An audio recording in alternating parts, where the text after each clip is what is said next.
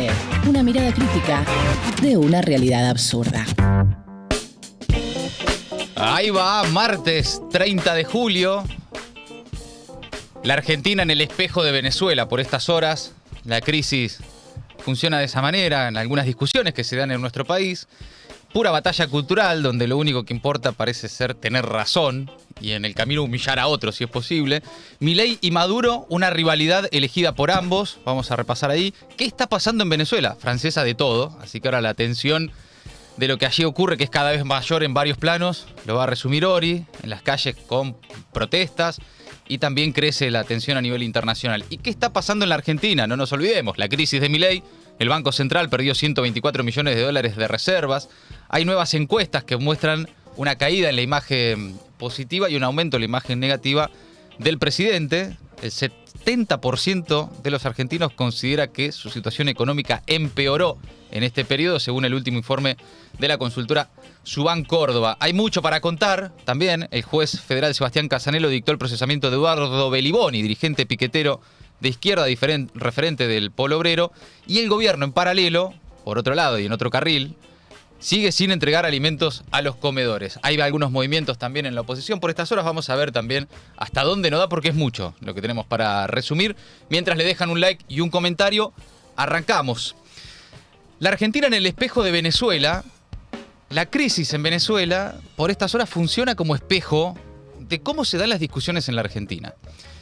En esta batalla cultural permanente que plantean Milei y los libertarios, y la resistencia en la deriva y la orfandad de quienes no lo son, todo es, por estas horas, disputas por los símbolos.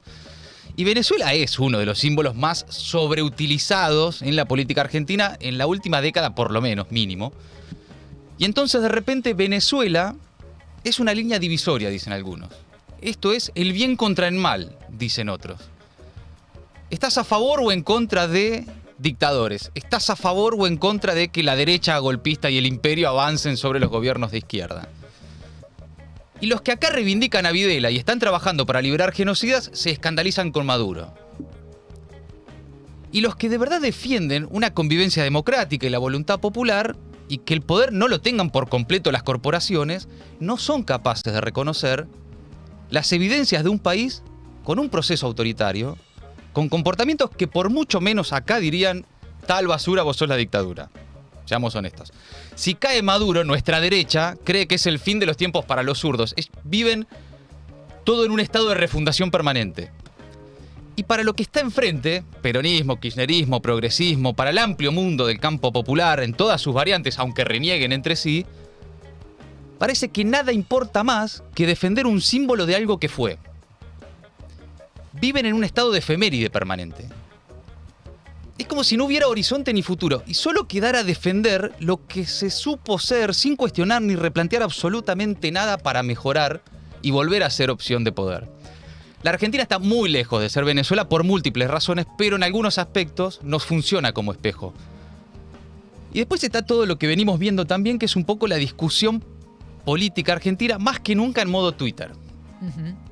Todas son reacciones en vivo, de posicionamientos para redes que te dejen más o menos bien parado en la quintita que ocupás. Y por lo tanto llena de sobreactuaciones urgentes, ¿no? Esto es lo que tengo para decir, escúchenme. Y se termina, al día siguiente es otra. Se nos va la vida en dar una opinión, todos en pose de manifiesto permanente. Acá estoy yo y lo que tengo para decir. Periodistas, tuiteros más o menos representativos de distintos sectores, políticos que viven en modo influencer, todo parte de un mismo ruido, creyendo que la verdadera noticia por estas horas está en cuál es su posicionamiento de lo que pasa en Venezuela y no lo que pasa en Venezuela. Acá Venezuela, por cierto, ya desde hace mucho tiempo es un adjetivo. Venezuela funciona como adjetivo. Ya no importa demasiado, a casi nadie le importa demasiado entender qué pasa en ese país, qué le pasa a los venezolanos. Importa qué significa Venezuela para nosotros y cómo nos posicionamos respecto a eso. En fin, dicho todo eso, a modo de reflexión inicial, veamos qué pasa en Venezuela y cómo escala el conflicto, Ori. Así es, día 2 después de los comicios, Venezuela en la encrucijada podría ser el título. El interrogante con el que las y los venezolanos se despertaron ayer lunes sigue absolutamente vigente este martes. Y el interrogante es: ¿Qué pasará? ¿Qué pasará después de haber votado? La tensión es cada vez mayor, esto es lo seguro, cada vez mayor y en varios planos, en la arena política, en la política doméstica venezolana, en la diplomacia internacional, a lo que se suma ahora la calle. Desde ayer hay protestas en Venezuela contra los resultados de las elecciones presidenciales anunciados por el Consejo Nacional Electoral. Cientos, miles de personas se movilizaron en Caracas y algunos otros puntos del país. Se han visto bloqueos, se han visto cacerolazos, a veces incluso destrozos, ¿no? En algunas localidades, por ejemplo, seguramente hayan visto estas imágenes circular en las redes sociales, derribaron estatuas del comandante Hugo Chávez. De todo lo que vi en las últimas horas, Ori, eso fue de lo que más me impactó. Es muy impactante. Ver cuántas y de qué forma, ¿no? Porque fueron varias. Fueron estatuas varias, sí. a Chávez y monumentos del chavismo fueron derribados en las últimas horas en Venezuela, ¿no? Sí, hay como una bronca, ¿no? Que se expresa de un modo que tal vez no habíamos visto antes y que nos dice algo del caldo de este momento, del escenario, del momento que está atravesando Venezuela. Son efectivamente muy impactantes porque se puede notar la bronca. En eso de derribar, digamos, una estatua, hay también eso de derribar un símbolo. Sin duda. Recuerda a Saddam Hussein, ¿no? ¿Se acuerdan? Claro, sí. Bueno, 25 años de chavismo en el poder, de eso estamos hablando, más de una década de Nicolás Maduro en el poder. Derribar a una estatua es mucho más que derribar a una estatua. Sin duda, sí, claro, totalmente. También se han visto algunos actos de violencia, no es que esto no lo sea, pero digo, algunas situaciones todavía más preocupantes o más llamativas, como esta escena, a ver si tenemos sonido registrada en Caracas, donde se pueden escuchar tiros. Son pistolas. Venga. Se escucha la voz de quien está filmando, grabando esta escena, se ve la gente corriendo. A raíz justamente de esos varios disparos, no está claro quién dispara, por qué dispara, parecen ser disparos al aire. No hay mucho que se sepa sobre esa escena en particular, pero uno entiende que está complicada la situación. Empiezan a surgir nuevamente estas imágenes que hemos visto unos años atrás, ¿no? O que se parecen mucho a lo que hemos visto en las últimas elecciones, en las anteriores elecciones en Venezuela. ¿Qué se viene? Se vienen más protestas. Por un lado, María Corina Machado, que es la líder estelar, ¿no?, de la oposición, que llamó a la familia venezolana, según sus propias palabras, a salir a las calles hoy mismo, a finales cerca del mediodía, entre las 11 y las 12. Y por el otro está el presidente de la Asamblea Nacional, Jorge Rodríguez, que convocó a grandes marchas para este mismo día a las 14. Lo escuchamos. Para ellos, las elecciones no son otra cosa que una oportunidad para la violencia. Y es lo que están intentando hacer en este momento y les decimos, no lo vamos a permitir. No lo va a permitir el presidente Nicolás Maduro, no lo van a permitir los poderes públicos del Estado venezolano y sobre todo no lo va a permitir el pueblo de Venezuela. Cuando lo que no se pudo resolver en las urnas se traslada a las calles, hay peligro. ¿No? Hay mucho peligro. Es una situación que uno tiene que advertir. Y lamentablemente Venezuela tiene historial en esa materia. En ese sentido, son muy relevantes también las declaraciones de Vladimir Padrino, el ministro de Defensa, que es uno de los protagonistas a los que hay que prestarle atención cuando uno habla de Venezuela. Cuando uno habla del chavismo, del oficialismo, ¿no? Como para tomar también la temperatura de lo que está sucediendo o lo que podría suceder. Sí. Uno mira hacia Nicolás Maduro, lógicamente, mira también hacia Diosdado Cabello, un hombre de muchísimo poder dentro del chavismo, y mira a Vladimir Padrino. Llamo nuevamente a la reflexión. No queremos que incautos por allí comiencen a hacer el papel de tontos útiles para perturbar la paz de este país. Hemos llegado aquí después de un gran esfuerzo, un grandísimo esfuerzo. Clarísimo, bueno, llamando a que no se descontrole la situación, ¿no? A que no se descontrole es un mensaje por ahora que va, digamos, en el sentido de mantengamos la calma. Claro. Está todo convulsionado, está todo dado para que salga mal. Este es el mensaje, me parece. Entonces es importante que se siga desde el Ministerio de Defensa, las Fuerzas Armadas, porque de eso estamos hablando, ¿no? Las fuerzas de seguridad, que por ahora hay un mensaje de tratar de apaciguar. Sí. Vamos a ver si después se mantiene eso en la calle, si se traslada en la calle. Miremos un poquito lo que sucede en la política venezolana. Nada cambió en cuanto a las posturas que cada una de las partes decidió defender, ¿no? Maduro defiende su victoria anunciada por el Consejo Nacional Electoral y la oposición encabezada por María Corina Machado rechaza ese resultado. Son dos posturas que vamos a ver reflejadas en esos dos fragmentos que les traje a continuación, que son muy cortitos pero que son muy relevantes. Vamos a empezar con Nicolás Maduro, que habló ayer desde el Consejo Nacional Electoral, donde recibió las credenciales que lo proclaman como presidente para un tercer mandato.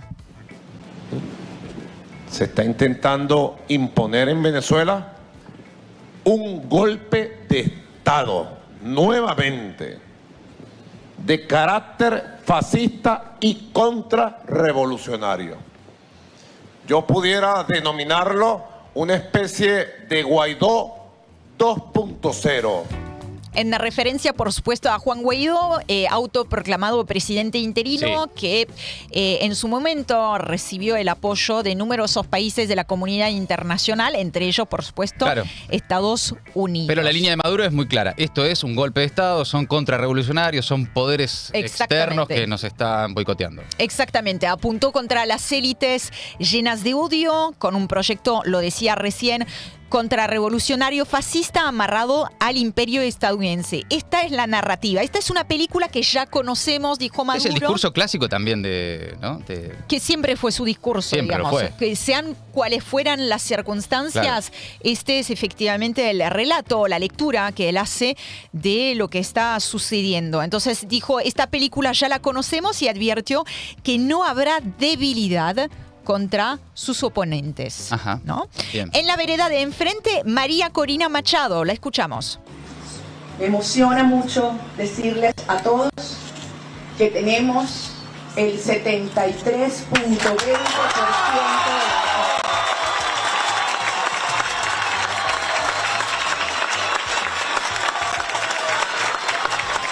Y que con este resultado nuestro presidente electo es Edmundo González. Cada uno defendiendo entonces su lectura de los acontecimientos. Voy a traducir lo que acaba de decir María Corina Machado. Lo que está diciendo acá es que están en condiciones de demostrar el triunfo de su candidato, ¿no? No estamos muchas veces hablando de Edmundo González Urrutia, pero es quien tenía el nombre en la boleta, pero claramente quien compite, digamos.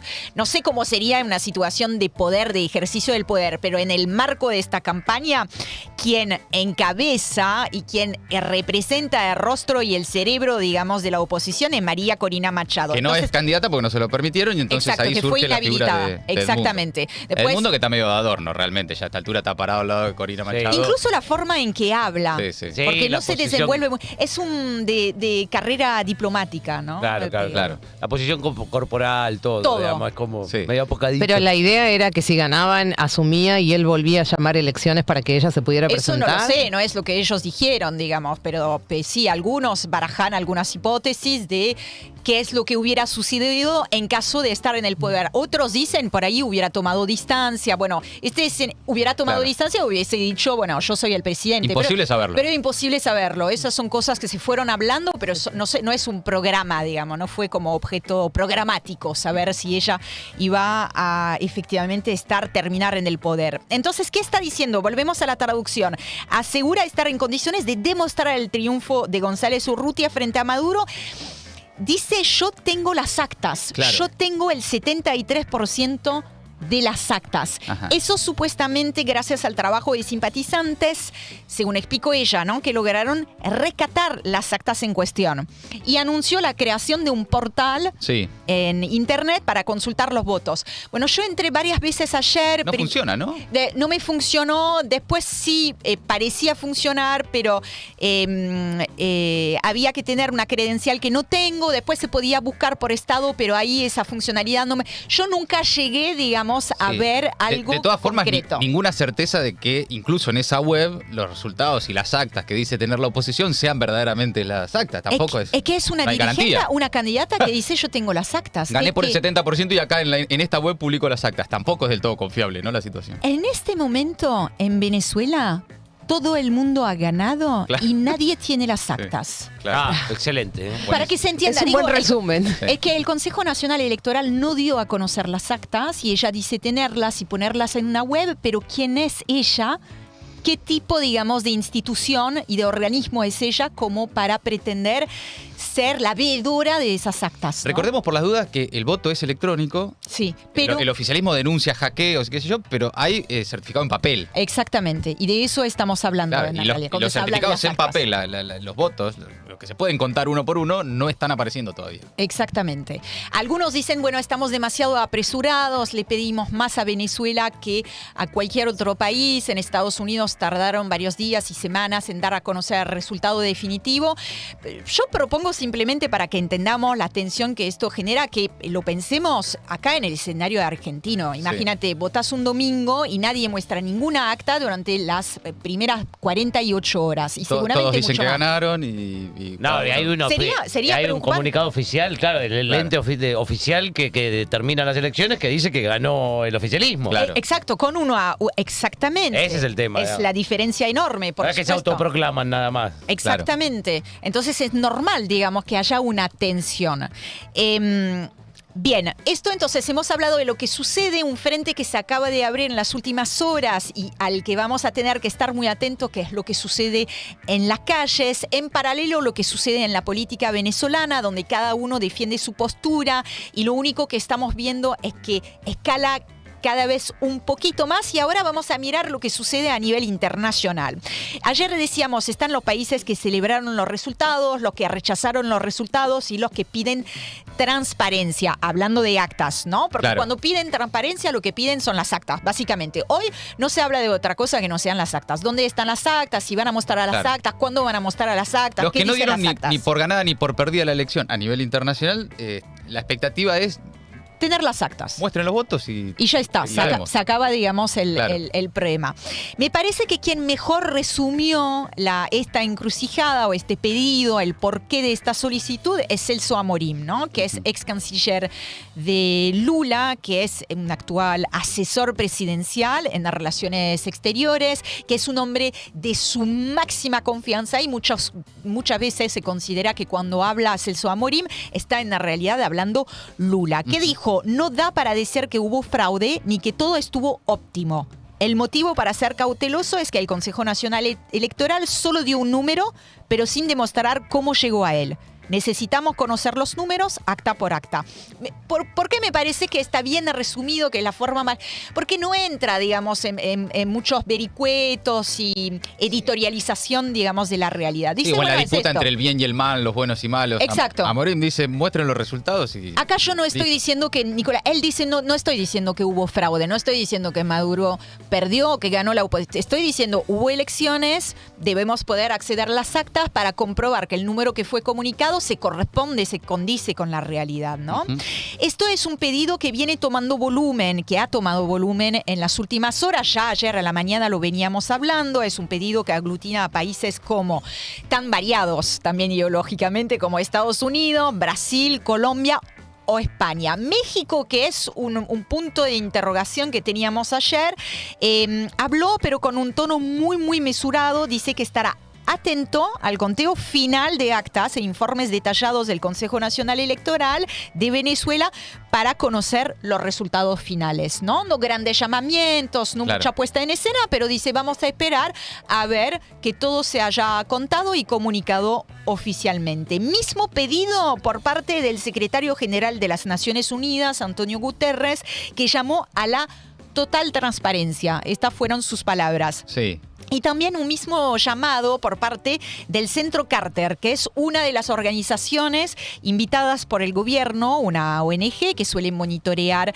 cada vez que, y solo cuando está invitada a hacerlo, pero monitorear procesos... Invitada por el gobierno de Maduro a monitorear las elecciones. Exactamente. En este caso fue invitada y ya sabemos que hubo algunas tensiones, algunos fueron desinvitados, no es el caso del Centro Carter. Es de alguna manera una de las voces autorizadas junto con el panel de expertos de las Naciones Unidas para decir, para valorar, digamos, la calidad del proceso electoral. Ayer decíamos, va a ser muy importante lo que ellos tengan para decir, porque hubo muchos veedores, no fueron los únicos, pero estos dos son como voces autorizadas. Sí hay una diferencia que es interesante marcar, es que el informe del Centro Carter se debería hacer público. Van a seguir en Venezuela unos días para poder conseguir esa información que según ellos les falta para poder hacer su trabajo, mientras que el grupo de expertos de las Naciones Unidas va a elaborar un informe que va a ser privado, digamos, que es para el interés o para la mirada del secretario general de las Naciones Unidas. Cuanto más pasa el tiempo, esto es lo que podemos decir pero sin lugar a dudas. Acá no hay mucho para tergiversar y cuanto más pasa el tiempo, más caldeados están los ánimos. Claro, sí. Sí, por supuesto. Esto es lo complicado. Y por eso vemos un nuevo frente que se abre ahora en las calles y la verdad que la preocupación es máxima.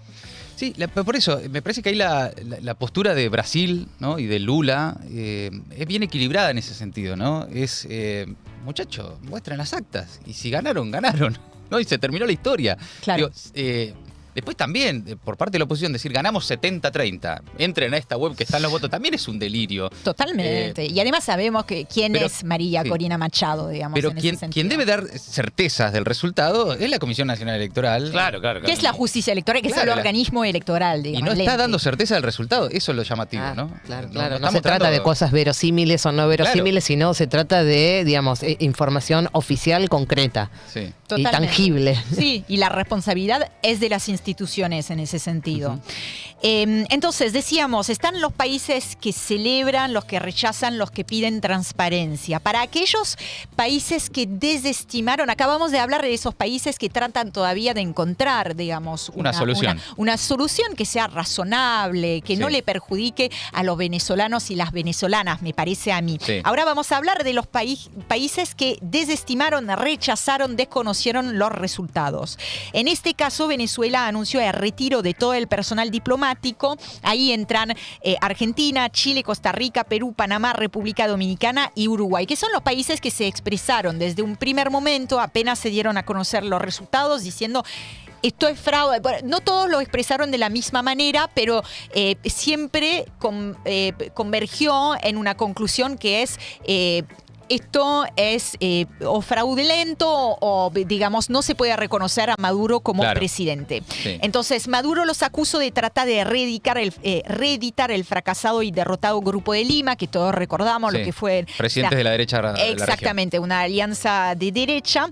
Y también los acusó de pretender desconocer, bueno, está claro eso, los resultados electorales de los comicios. En este marco, me parece que ahí nuevamente, y vamos terminando con esto, la Argentina tiene una relación con Venezuela que es especialmente tensa. De todos esos países que hemos nombrado, hay uno que es la Argentina, y donde uno siente que la cuerda se tensa un poco más todavía por motivos que vos has explicado en el principio de este informativo, que me parece que ahí está muy bien resumido. Y esa tensión se trasladó de forma absolutamente literal a las embajadas. Claro. físicamente, además. Físicamente a las embajadas. Entonces, acá en Buenos Aires, y eso lo hablábamos ayer, en la sede diplomática venezolana, se hicieron presentes varios ministros de este gobierno, el gobierno de Javier Milei, que se sumaron a las protestas convocadas, ¿no?, frente a la sede diplomática. Pero allá en Caracas, y esto fue la noticia de estas últimas horas, en la sede diplomática argentina también hubo algún movimiento llamativo. María Corina Machado denunció la presencia de encapuchados armados y también de efectivos de la Policía Nacional Bolivariana, con un condimento adicional que a veces nos olvidamos, pero que está desde hace más de 100 días, 150 días, no, perdí la cuenta, perdón, más de 100 días, pero que es... Durante el gobierno de Milei. Totalmente. Que allí se refugian 6 venezolanos. Claro. Esto es un condimento extra que no es menor. 6 venezolanos del equipo de María Corina Machado que están a resguardo, por decirlo de alguna forma, refugiados en la Embajada Argentina en Caracas. Exactamente. Uno de ellos es el que advirtió en las redes sociales sobre lo que estaba sucediendo.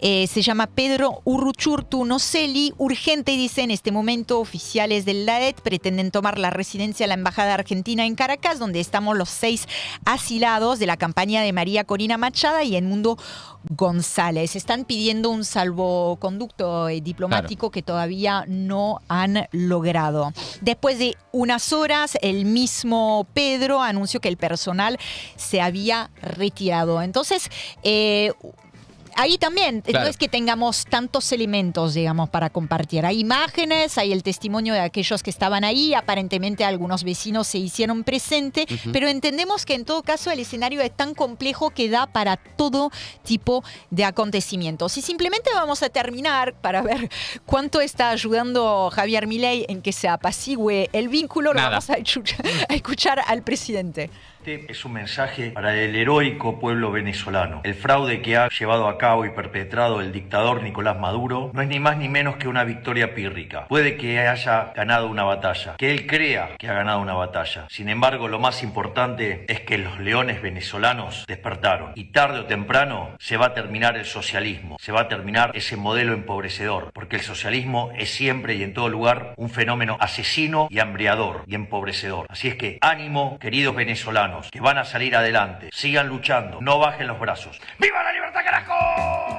Bueno, el cringe total, ¿no? La vergüenza ajena del final, que no nos lo evita nunca. No nos ahorra ese momento de vergüenza ajena. Ese momento no nos ahorra nunca. Bueno, impecable el resumen de hoy de lo que está pasando en Venezuela. Si quieren certezas, respuestas, posiciones fanáticas y opiniones así como con muchísima convicción. ¿Ellos te pagan la embajada norteamericana vos? Busquen en otro lado. Acá lo que tratamos de hacer es de ordenar y resumir qué está pasando, también para que se entienda lo que es un verdadero quilombo, ¿no? Porque es realmente un verdadero quilombo y que requiere mucho trabajo y ganas de entenderlo también, ¿no? Lleva un tiempo.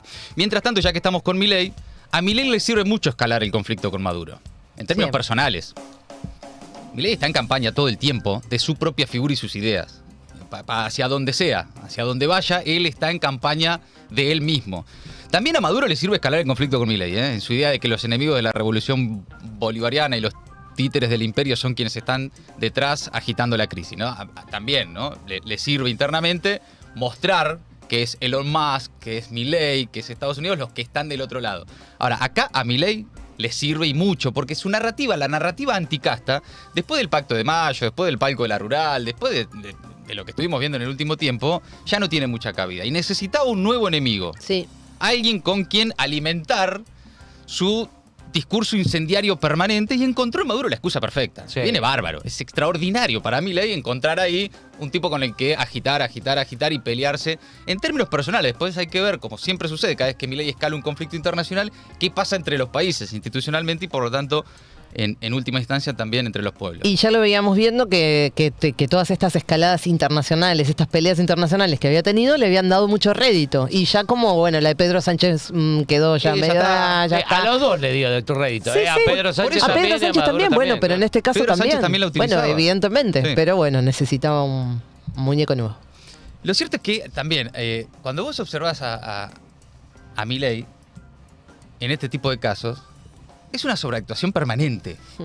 Es evidente. Milei sobreactúa una preocupación por la democracia y confronta con la figura de Maduro, mientras acá, por cierto, tiene unos buenos problemas propios y le sirve esto para hablar de otra cosa, para distraer, insisto, para colocar la agenda en otro lado. Acá varias encuestas muestran ya una caída en su imagen, el desempleo volvió a ser, después de muchos años, la principal preocupación social, se profundiza la crisis del modelo libertario, con varios obstáculos urgentes, que no sabemos muy bien cómo va a resolver el gobierno, por ejemplo, la falta de dólares, porque el agro no liquida, el fondo no le va a otorgar nueva deuda, no al menos hasta que llegue Trump, si es que eso sucede, las inversiones no llegan, y Milei está jugando un pleno por estas horas a evitar una nueva devaluación para que eso no genere un nuevo fogonazo inflacionario.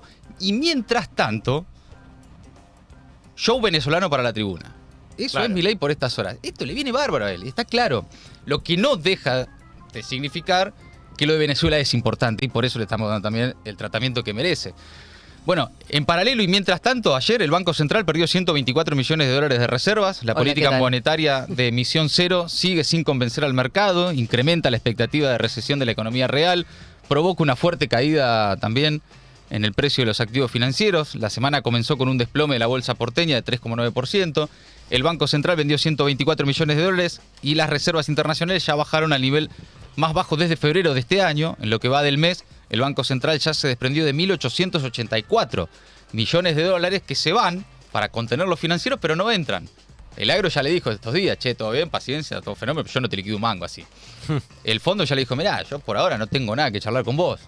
Y están esperando el salvavidas de que en algún momento, hipotéticamente, llegue Trump y le diga, sí, tomá 10.000, 15.000 millones de dólares, para eso faltan 6 meses.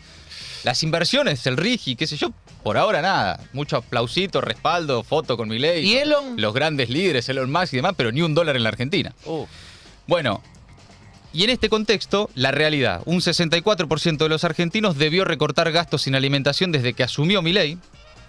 Y un 70% considera que su situación económica empeoró en este periodo. Esto según la reciente encuesta nacional de la consultora Suban Córdoba, que es muy interesante porque es mes a mes y vos podés ir siguiendo cómo va variando. Se conoció este domingo sobre la situación económica y del bolsillo de la población. Dice también esta encuesta que un 21,9% está de acuerdo en que los salarios le están ganando la inflación y que un 68,8% está en desacuerdo. ¿Qué es lo que está celebrando por estas horas Milei? Que el otro día publicó una tapa de Clarín y sí, Caputo, etc. Con Aracre, que está muy entusiasmado con el gobierno. O sea, casi 7 de cada 10 personas creen que eso es mentira. Es chamullo. ¿Pero por qué? Porque lo ven en la tele o en los medios, no, porque lo sienten en su bolsillo. Dicen, claro, no, papi, yo no le estoy ganando la inflación. No le estoy ganando a nadie. En mi vida real yo no le estoy ganando la inflación, no le gano a nadie. Bueno, otro dato es que un 51% cree que la gestión económica está fracasando frente a un 42% que cree que está funcionando. Y ahí se empieza a polarizar el que está a favor o en contra de Milei, el que todavía tiene algún grado de esperanza y el que dice esto es un desastre. Dice también Suban Córdoba que la aprobación general del gobierno se mantiene polarizada, cuenta con un 44% de aprobación y un 53% de rechazo. Hay varias encuestas por estas horas, algunas las estuvo publicando Clarín. Una nueva encuesta nacional este fin de semana confirma una tendencia que ya venían mostrando otros estudios, que es que Javier Milei y su gobierno están cayendo en algunos parámetros básicos que suelen evaluar los estudios de opinión pública. Ejemplos, la imagen del presidente, la aprobación de la gestión y las expectativas económicas. Es también por esto que el show de Milei y el circo de Milei, permanentemente confrontando con Maduro, viene a tratar de reforzar una imagen que por estas horas, producto de los resultados económicos de su gobierno, está siendo afectada. Bueno, sin embargo, dicen también que el libertario mantiene a su favor un dato clave, que también miden las consultoras, sobre todo cuando se producen cambios de gobierno, que es quién tiene la culpa de la crisis actual. Y lo llamativo es que aunque ya pasaron más de 7 meses de la nueva gestión, la acusación más grande se la sigue llevando el gobierno anterior en la mayoría de las encuestas. Bien. Mira. Toda esta información aparece en el último panorama político que presentó ante sus clientes la consultora Sinopsis, una de las encuestadoras más insertadas en el mercado, más leídas ahí por el mercado, y parece haber una nueva polarización y es en torno a Milei, que hoy ordena todas las discusiones. Entre los votantes de Milei prevalece todavía la esperanza, el orgullo y la confianza, son como palabras claves entre los que votaron a Milei, y entre los que no votaron a Milei se lee desastre, mal, tristeza y todo pésimo, ¿no? Pero hay una polarización. Todos te dicen, Milei tiene mucho respaldo, mucha imagen positiva. Sí, también tiene muchísimo rechazo y muchísima imagen negativa, que nadie capitaliza todavía. Por supuesto. ¿no? Ese es Y ahí otro está punto. el kit de la cuestión. Ahí está la dificultad. Otra encuesta en las últimas horas, en este caso de Proyección, una firma que, si bien tiene sus principales vínculos con el peronismo, bueno, también es observada por el Círculo Rojo de la Política, publicada en Clarín hoy por Eduardo Paladini. Y ahí también, sobre los problemas económicos, dicen que inflación, bajos salarios, entre otros, siguen dominando las principales preocupaciones de los argentinos, que la mayoría de los entrevistados manifiesta alguna dificultad para sobrellevar la situación actual. Dice la encuesta que el 38,5% asegura que tuvo que achicar gastos, el 25,6% dice que directamente no llega a fin de mes. Las expectativas económicas para los próximos 6 meses son más pesimistas que optimistas, y a favor de Milei, como en la encuesta anterior, la mayoría sigue responsabilizando al gobierno anterior y menos al actual por los problemas económicos, ¿no? Ahí hay un diferencial que lo logra capitalizar todo el tiempo Milei, que es esto es culpa del desastre de la casta, etcétera, etcétera. Después midieron a 14 dirigentes y entre los 5 peores no hay ningún K, dice el título, señalando lo que consideran ellos una sorpresa, ¿no? Nueva encuesta y sorpresa, midieron a 14 dirigentes y entre los 5 peores no hay ningún K. Es como, wow, ¿qué está pasando? ¿Qué es esto tan raro que ha sucedido? ¿Qué pasó? Bueno, cuestión que el podio de los dirigentes habitué de estos puestos en las encuestas son Victoria Villarruel, Javier Milei y Patricia Bullrich. En todas las encuestas está más arriba Villarruel que Milei. Sí. Mira. Y ahí hay un ahí Sí. está, digamos, una Y en consecuencia parte de esa lo que disputa, estamos ¿no? viendo, claro. Sí. Y Karina Milei, pésima imagen también en todas las encuestas. Luego, con cifras muy parecidas, vienen Cristina Kirchner y Axel Kicillof. Entre los de peor imagen están Luis Caputo, en primer lugar, Sergio Massa y Mauricio Macri, ahí palo a palo. Después Bien. están también José Luis Espert, Puyaro y Yarlora por el nivel de desconocimiento, básicamente, o de no sabe, no contesta, pero también están ahí en el ranking. Y Martín Lustó también con alta imagen negativa. Mira qué alta tiene la que ver negativa de Lustó. Tiene que ver con cuestión de imagen. Acá es muy difícil trasladar esto a posibles votos o desempeños electorales. Esto es otra historia. Pero es una foto. Pero es una foto, más que de todas formas la imagen positiva y negativa. Lo que sí es interesante de las encuestas, porque eso es muy palpable a cada uno que le preguntas, es la expectativa que tienen de cómo van a estar y cómo están en relación a los últimos meses. Y ahí todo indica, como mostramos en las encuestas anteriores, que la situación es bien compleja para el gobierno, que es bien compleja la situación para Milei, también en términos de imagen, ¿no? Y por eso todo lo que vemos, este circo de estas horas, un poco trabaja en alimentar eso que viene perdiendo, esa popularidad que si bien se mantiene entre los propios, en algunos sectores ya le están sacando la ficha. Bien, cambiamos de tema, algunas noticias finales también para ir cerrando. Fue procesado Beliboni. El juez federal Sebastián Casanelo dictó el procesamiento de Eduardo Beliboni, dirigente piquetero de izquierda, referente del Polo Obrero, y otros 19 dirigentes también fueron procesados. Dice el juez que hay pruebas suficientes para sostener que desvió fondos recibidos del programa Potenciar Trabajo, los mal llamados planes sociales en su momento. En la imputación dada a conocer mediante un escrito de 168 páginas, Casanelo mencionó la presentación al Estado de facturas falsas y el uso de una empresa fantasma. En el escrito acusa al dirigente de aprovecharse de la política pública para intereses partidarios para, por ejemplo, financiar y robustecer la actividad de la organización. Esa es la acusación del juez por el que llegan los procesamientos de Beliboni y otros dirigentes. El gobierno nacional, obviamente, se hizo una fiesta con esto, pronunciamientos de Patricia Bullrich, que tiene a los piqueteros, a Beliboni y demás, como enemigos favoritos, con notable cara de alegría y tono de celebración. Bullrich aprovechó el caso ayer para insistir en ese concepto de gerentes de la pobreza. Gerentes de la pobreza, ahora procesados. Y la frase va perfecto, porque eran gerentes, tenían empresas, lavaban dinero, el dinero de la gente pobre. Hacían marchas diciendo que la gente pobre se moría de hambre, mientras ellos se enriquecían. Trabajamos en equipo con Sandra Petovelo y la realidad es que hoy se sabe que el dinero de tus impuestos iba a Beliboni. Este cambio del presidente Milei es un cambio histórico. Hoy no hay piquetes, hoy no hay gerentes de la pobreza que puedan estar impunes en la Argentina. Se terminó la impunidad.